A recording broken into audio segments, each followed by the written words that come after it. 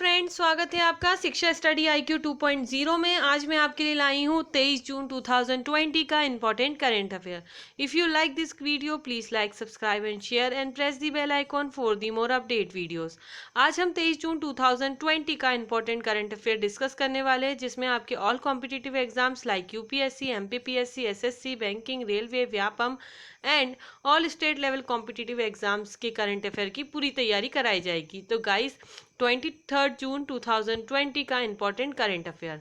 First question है, विश्व संगीत दिवस कब मनाया जाता है? तो हाल ही में 21 जून को हमने वर्ल्ड म्यूजिक डे यानी विश्व संगीत दिवस मनाया है। ये दिन शौकिया और पेशेवर संगीतकारों को सम्मानित करने के लिए मनाया जाता है।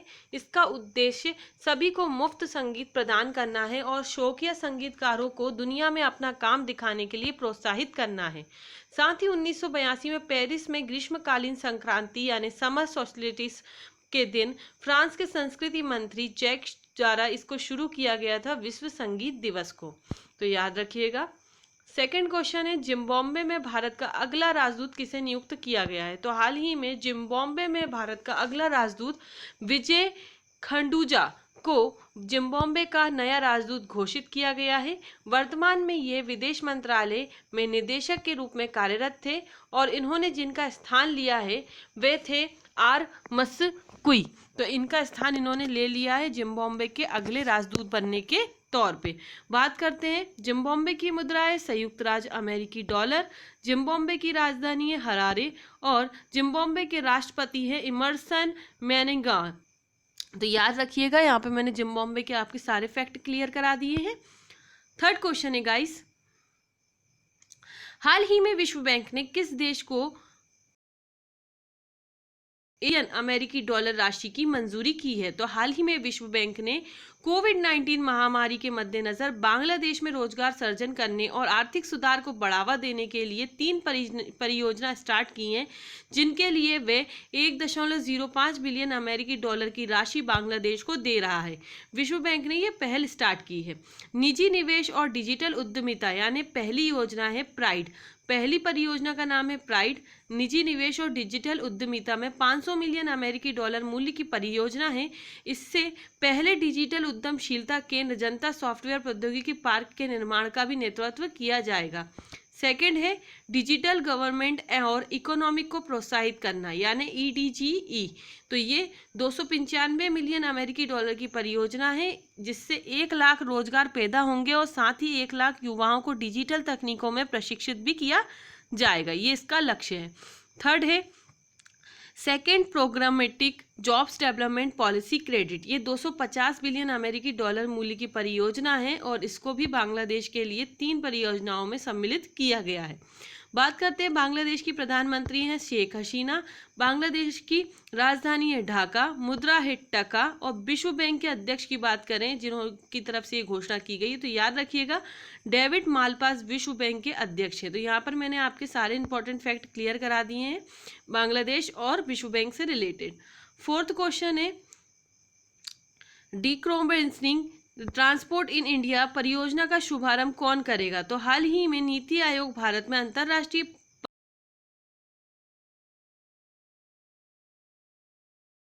ने ये ट्रांसपोर्ट इन इंडिया परियोजना को स्टार्ट किया है। DTEE अर्जेंटीना, अजरबैजान, मोरक्को और भारत जैसे विभिन्न विश्व क्षेत्रों में परिवहन डिकार्बोनाइजेशन का समर्थन करता है।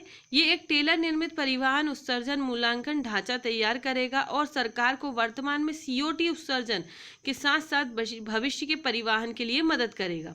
बात करते हैं अंतर्राष्ट्रीय परिवहन मंच यानी ITF के बारे में। 2008 से परिवहन नीति का एक अंतर सहकारी संगठन बना हुआ है। अंतर्राष्ट्रीय परिवहन मंच के महासचिव की बात किया है तो याद रखिएगा युवा ताई किम ये महासचिव है और नीति आयोग के मुख्य कार्यकारी अधिकारी तो आप सभी को पता है Amitabh Kant is a very important thing. इसी के साथ ये परियोजना इनके द्वारा स्टार्ट की गई है।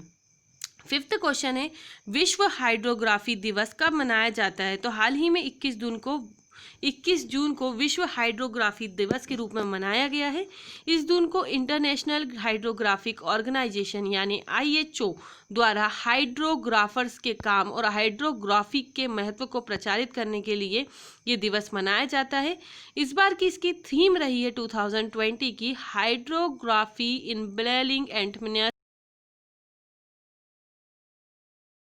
से IHO साल 2005 में विश्व हाइड्रोग्राफी दिवस मनाने का विचार इसी ने सुझाया था। और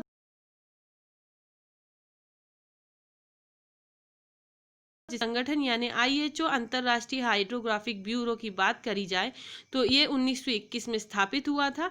अब बात करते हैं अंतर्राष्ट्रीय हाइड्रोग्राफिक संगठन के अध्यक्ष यानी IHO के संगठन के अध्यक्ष कौन है, तो याद रखिएगा सेफर्ड एम स्मिथ इसके अध्यक्ष हैं। और बात करते हैं इसके महासचिव की, तो ये है मथियास जोनास और संगठन का मुख्यालय है मोनाको। तो ये कुछ इंपॉर्टेंट फैक्ट है अंतर्राष्ट्रीय हाइड्रोग्राफिक के बारे में।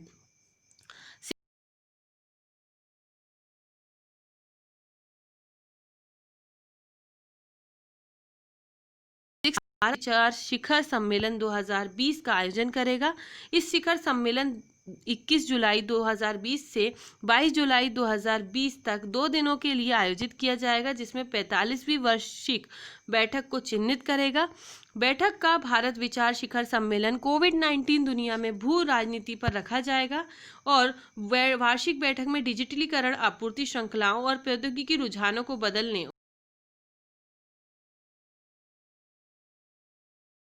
और किया जाएगा।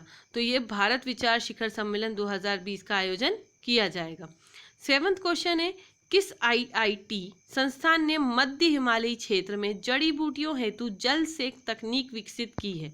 तो हाल ही में भारतीय प्रौद्योगिकी संस्थान IIT मंडी ने जड़ी बूटियों के लिए जल सेक तकनीक विकसित की है।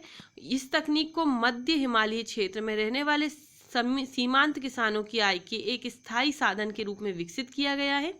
संस्थान के बॉटनिकल गार्डन और मेडिसिनल प्लांट लैब के शोधकर्ताओं की टीम ने स्वास्थ्य लाभ के लिए उत्पाद बनाने के लिए मूल्यवर्धित उत्पादों के विकास के लिए व IIT मंडी के कामत क्षेत्र की कई जड़ी बूटियों का विश्लेषण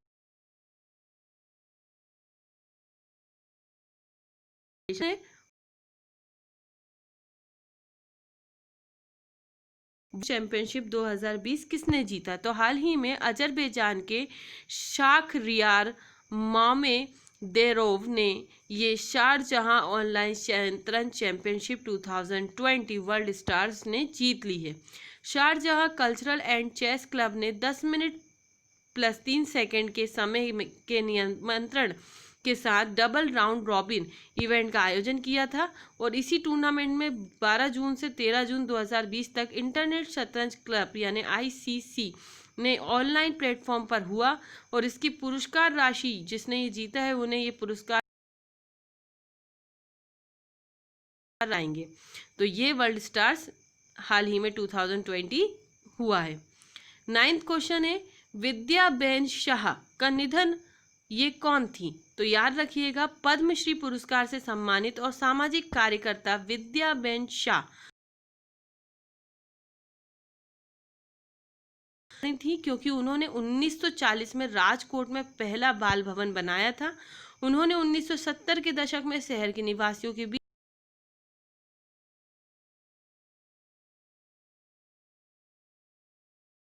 कल्याण के क्षेत्र में उत्कृष्ट सेवाओं के लिए राष्ट्रीय पुरस्कार से सम्मानित किया गया है।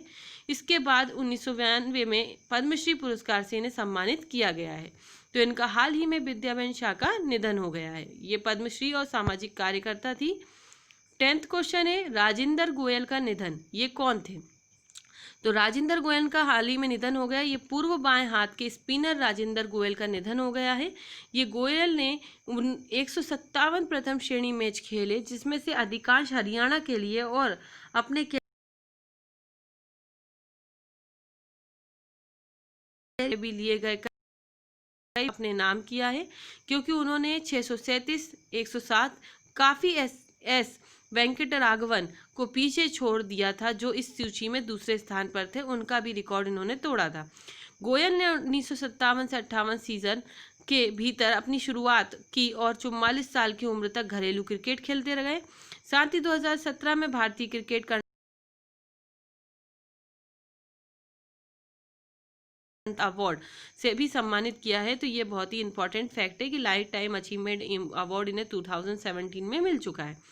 तो इनका हाल ही में निधन हो गया। ये थे रंजिंदर गोयल। इसी के साथ आज का हमारा करंट अफेयर समाप्त होता है। अब हम बात करते हैं हमारी क्विज के बारे में। आज हम बात करते हैं पहले पिछले क्विज के बारे में, जो मैंने आपको 22 जून को पूछा था गाइस कि हाल ही में किस देश ने अंतर्राष्ट्रीय आपराधिक न्यायालय पर प्रतिबंध लगाया है। इसके ऑप्शन थे, first is Saudi Arabia, second is दक्षिण कोरिया, थर्ड इज उत्तर कोरिया, फोर्थ इज संयुक्त राज्य अमेरिका। तो इसका आंसर आपको कमेंट करना था और आप में से कई ने आंसर कमेंट करें और कई ने वीडियोस ही नहीं देखे। तो गाइस प्लीज़ वीडियोस को फॉलो कीजिए। ये आपके लिए इंपॉर्टेंट करंट अफेयर्स तैयार करा रहा है आपके कॉम्पिटिटिव एग्जाम्स का। अभी आपके पास टाइम है, लॉकडाउन है, आप अच्छे से स्टडी कर सकते हैं, अपने करंट अफेयर्स को देख सकते हैं।